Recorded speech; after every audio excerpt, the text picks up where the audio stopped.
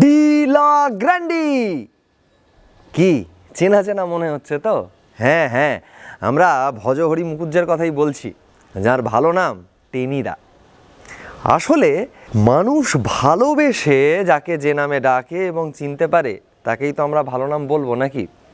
তাই স্বর্ণেন্দু সেন, কুশল মিত্র আর পালাজ্বরে ভোগা কমলেশ ব্যানার্জিকে বাংলার মানুষ ভালোবেসে এক ডাকে চেনে, হাবুল, ক্যাবলা আর প্যালা নামে। টেনিদার ভাষায় এগুলো পুদিচ্ছেরি, মানে সাংঘাতিক আর কি। বাংলা সাহিত্যে দাদাদের কোনো অভাব নেই। আমাদের ফেলুদা গোয়েন্দা, ননিদা খেলোয়াড় কাম কোচ, ঘনাদাকে অবশ্য গুলবাজ বললে রেগে অগ্নি শর্মা হতেন, কিন্তু টেনিদা খেলোয়াড় বা গোয়েন্দা কোনো ছকেই তাকে ঠিক ফেলা যাবে না। পটলডাঙ্গার চাটুজ্যেদের রোয়াকে বসে বাংলার মনের চিরন্তন কৌতুক আর কৌতূহলের রসদ জোগানো টেনিদা কখনো ঘুটঘুটানন্দের যৌবসর্পের হাঁড়ি থেকে রসগোল্লা চুরি করে নিজেই সাবড়ে দেন, কখনো বাঘের ভয়ে তার হাড়ে খটাখটি লেগে যায়, কখনো ঘুড়ি ওড়াতে গিয়ে শহীদ মিনার থেকে গঙ্গা পর্যন্ত তিনি নিজেই ঘুড়ির সঙ্গে উড়ে যান, আবার কখনো তিনি নিজেই গেয়ে ওঠেন ভারত আমার ভারতবর্ষ, স্বদেশ আমার স্বপ্ন গো। টেনিদা তাই টেনিদাই। তা সবাইকে ছেড়ে আজকে টেনিদাকে নিয়ে কেন পড়লাম এ প্রশ্ন সঙ্গত।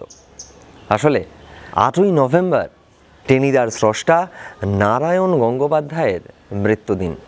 অবশ্য এ কথাও ঠিক, শুধু টেনিদার স্রষ্টা হিসেবে নারায়ণ গঙ্গোপাধ্যায়কে জানলেও বুঝলে আমরা ভুল করব। রেকর্ড, টোপ, হার, বিতংশ, নক্রচরিতের মতো ছোট গল্প, উপনিবেশ, পদসঞ্চার, বৈতালিকের মতো উপন্যাস, রামমোহন, ভাড়াটে চাই, পরের উপকার করিওনার মতো নাটক, সুনন্দর জার্নালের বিষয়বস্তুর মতোই বিস্তৃত ও বিচিত্র নারায়ণ গঙ্গোপাধ্যায়ের সাহিত্য জীবন। সালটা 1942। একদিকে দ্বিতীয় বিশ্বযুদ্ধের মোড় ঘোরানো স্তালিনগ্রাদের যুদ্ধে রেড আর্মির হাতে নাস্তানাবুদ হচ্ছে নাৎসি বাহিনী, অন্যদিকে ভারতবর্ষে শুরু হয়েছে বিংশ শতকের সম্ভবত সবথেকে বড় গণ আন্দোলন, ভারত ছাড়ো। এই সময়ই প্রকাশিত হলো নারায়ণ গঙ্গোপাধ্যায়ের প্রথম উপন্যাস উপনিবেশ। সমকালীন সমাজের দ্বিধা দ্বন্দ্ব জীর্ণ ধূসর সময়কে নারায়ণবাবু যেভাবে হাজির করেছেন উপনিবেশে, তারই ধারাবাহিকতায় পরবর্তীকালের বিস্তৃত সাহিত্য জীবনে অনন্য বর্ণনা ও প্রাঞ্জল ভাষায় ফুটিয়ে তুলেছেন আধুনিক মনন ও মানসিকতাকে। অবশ্য শুধু সাহিত্যিক হিসেবে নারায়ণবাবুকে চিনলেও আমরা বোধহয় তাঁর সম্পূর্ণটা বুঝতে পারবো না। বাইরে মেঘ, ভিতরেও হয়তো জল জমছে কোথাও। তাই সিটি কলেজের একটা ক্লাসরুমে বর্ষার গান গেয়ে চলেছেন একদল যুবক। টেবিলে উঠছে তবলার বোল, তাদের মধ্যে একজনের গলা সপ্তমে, হঠাৎ ছন্দপতন। দরজা ঠেলে ক্লাসে ঢুকলেন মাস্টারমশাই। মুহূর্তে সব চুপ। গান না শেষ করলে ক্লাস নেব না। অগত্যা ভয়ে কাঁপতে কাঁপতে ওই গলা সপ্তমে তোলা ছেলেটি পুরো গানটা গাইল। তারপর পড়ানো শুরু করলেন স্যার। রক্তকরবী, পড়ানো তো নয়, যেন বিশু পাগলের ছবি আঁকলেন তিনি। অবশ্য এই ছেলেটির সঙ্গে শিক্ষকটির সম্পর্ক আরও নিবিড়। একবার রামমোহন নাটকের নাম ভূমিকায় অভিনয় করে ছেলেটি সারা ভারত বিশ্ববিদ্যালয় নাটক প্রতিযোগিতায় সেরার শিরোপা পেয়েছে। শিক্ষক তাকে আশীর্বাদ করে বললেন, দেখো একদিন তুমি অনেক বড় অভিনেতা হবে, অনেক বড়। আমি তখন বসে বসে তোমার জীবনী লিখব। স্যারকে ঢিপ করে প্রণাম করা সেদিনের সেই ছেলেটিকে গোটা পৃথিবী চেনে সৌমিত্র চট্টোপাধ্যায় নামে। আর এই শিক্ষকটি টিএনজি স্যার, পুরো নাম তারকনাথ গঙ্গোপাধ্যায়। কি চিনতে পারছেন না তারকনাথ গঙ্গোপাধ্যায়কে? তাহলে অধ্যাপক বরুণ কুমার চক্রবর্তীর একটি ঘটনা শুনলে আপনাদের চিনতে সুবিধা হবে তারকনাথ গঙ্গোপাধ্যায়কে। কলকাতা বিশ্ববিদ্যালয়ের ক্লাস চলছে তখন। বরুণবাবু প্রথম দিন ক্লাসে এসেছেন। স্যার তাকে বললেন ছাত্রছাত্রীদের হাজিরার খাতাটা ঘর থেকে নিয়ে আসতে। বরুণবাবু নির্দিষ্ট ঘরে গিয়ে তন্ন তন্ন করে খুঁজলেন। সবার নামে লকার রয়েছে, খালি স্যারের নাম বাদে। হতোদ্যম হয়ে ফিরে এসে স্যারকে সে কথা জানানোয় স্যার খানিকটা অবাক হলেন। বললেন, তুমি আমার নামের লকারটা খুঁজে পেলে না? তারপর খানিকটা ভেবে জিজ্ঞাসা করলেন, কি নামে খুঁজেছিলে? বরুণবাবু উত্তর দিলেন, কেন, আপনার যা নাম স্যার, নারায়ণ গঙ্গোপাধ্যায়।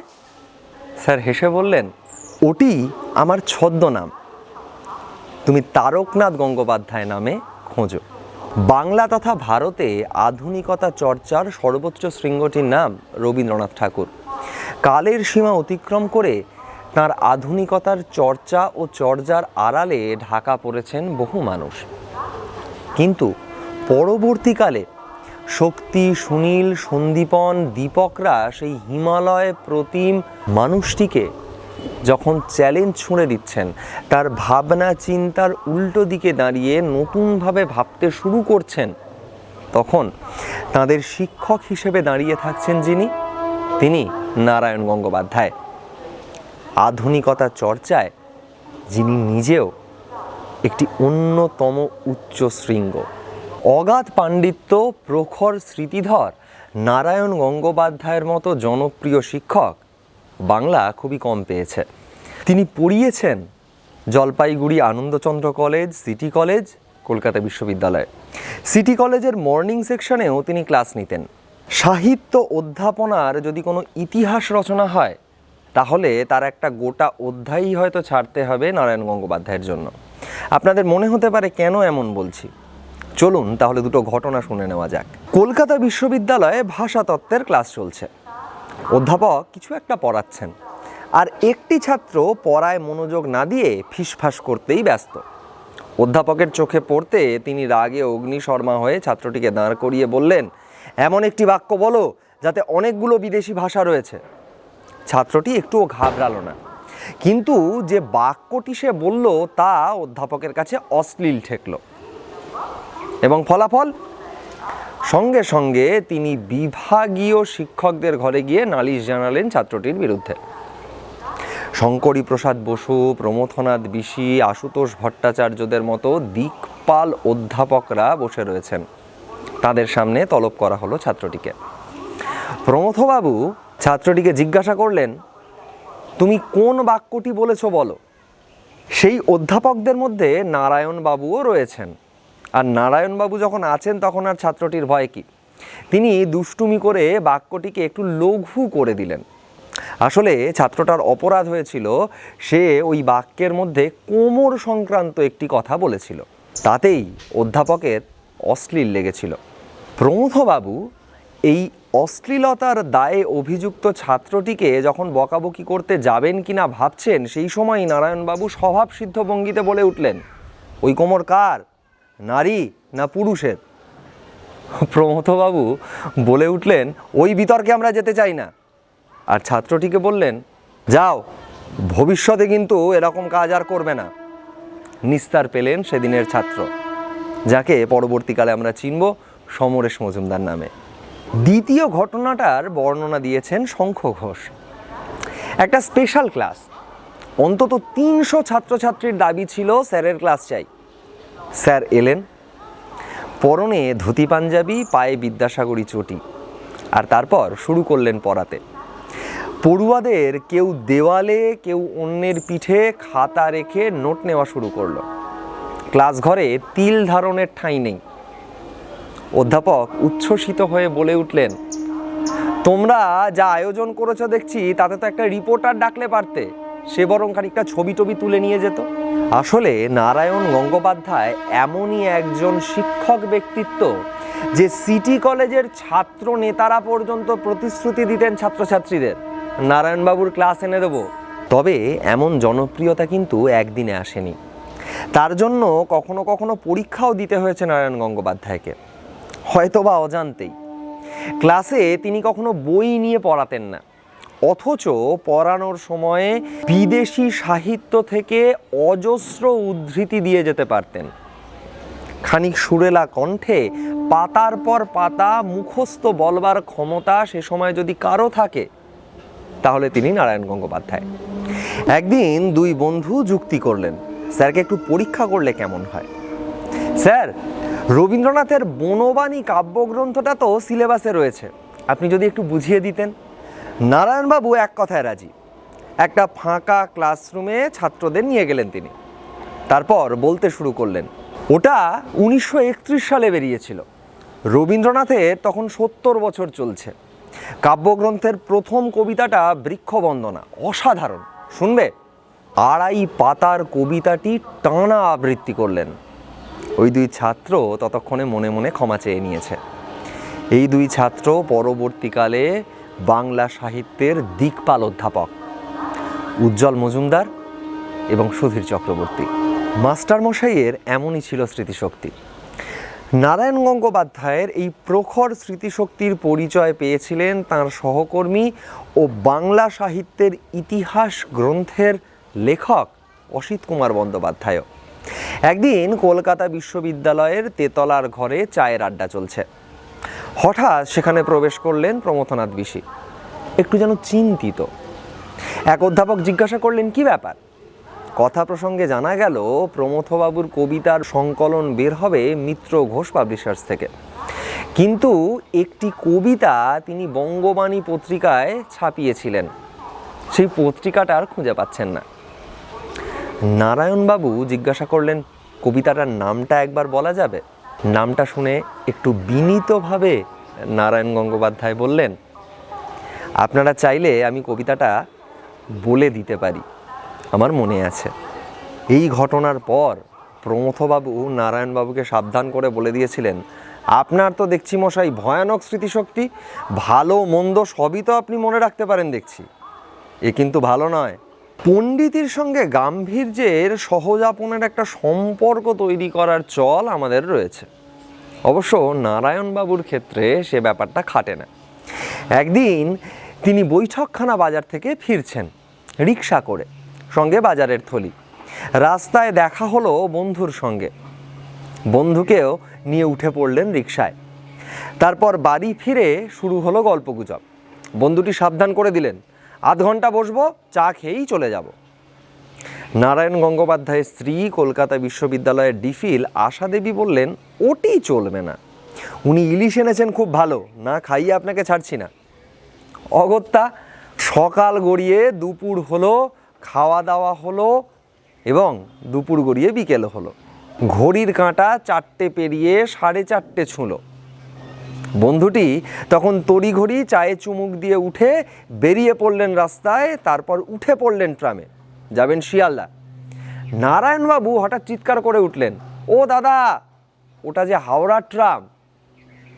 আসলে নারায়ণ গঙ্গোপাধ্যায় এরকমই অতিথি বৎসল ছিলেন। তাই জহর রায় যখন প্রথম কলকাতায় আসছেন, তখন তিনি এসে উঠছেন তার প্রিয় দাদা আর আশা বৌদির বাড়িতে। এমনকি বৈঠকখানার বাড়িতে ঈদের সম্মেলনও আয়োজন করতে দেখা গেছে নারায়ণ গঙ্গোপাধ্যায়কে। অতিথির তালিকায় আবু সঈদ আইয়ুব, গৌরী আইয়ুবেরা। আসলে জীবন থেকেই লেখার উপাদান সংগ্রহ করেছেন নারায়ণ গঙ্গোপাধ্যায়, আর তাকে পরিবেশন করেছেন নিজের অনন্য ঢঙে। সে কারণেই তার লেখা বাংলার মানুষের কাছে এত জনপ্রিয়। প্রভাত কুমার মুখোপাধ্যায়, যাকে দেখে টেনিদা চরিত্রের সৃষ্টি, তিনিই জানিয়েছিলেন একবার এই সমস্ত কথা। একদিন আড্ডা চলছে, উপস্থিত প্রভাত কুমার ও নারায়ণ গঙ্গোপাধ্যায়। প্রভাত কুমার কথায় কথায় জানালেন ছোটবেলায় তিনি বেজায় রোগা ছিলেন, হাত ঝিরঝিরে যাকে বলে আর কি। একবার প্রকাণ্ড বড় একটা ঘুড়ি ওড়াতে গিয়ে বিস্তর নাজেহাল হতে হয়েছিল প্রভাত কুমারকে। সেই শুনে নারায়ণ গঙ্গোপাধ্যায় বলে উঠলেন, হ্যাঁ, ঘুড়ি ওড়াতে গিয়ে আপনিও ঘুড়ির সঙ্গে সঙ্গে উড়ে গেলেন নাকি? এই প্রসঙ্গ থেকেই তৈরি হলো ঢাউস নামের টেনিদার অবিস্মরণীয় গল্পটি। আরও একবার নারায়ণ গঙ্গোপাধ্যায় আর দুজন সঙ্গীত শিল্পী চলেছেন একটা জঙ্গলে। জিপে করে যেতে যেতে আলোচনা হতে লাগলো, হঠাৎ করে যদি বাঘ বেরিয়ে পড়ে তাহলে কি হবে? যেই না বলা, অমনি রাস্তার একদিক থেকে অন্যদিকে লাফ দিয়ে চলে গেল বাঘ মামা। এই প্রসঙ্গটাই একটু অন্য রকমভাবে এসেছে চার মূর্তি ছবিতে। আর সেদিনের সেই দুজন সঙ্গীত শিল্পী ছিলেন দ্বিজেন মুখোপাধ্যায় আর সুচিত্রা মিত্র। নারায়ণ গঙ্গোপাধ্যায়ের ছিল রেকর্ড সংগ্রহ করার বাতি, বিশেষ করে পুরনো রেকর্ড।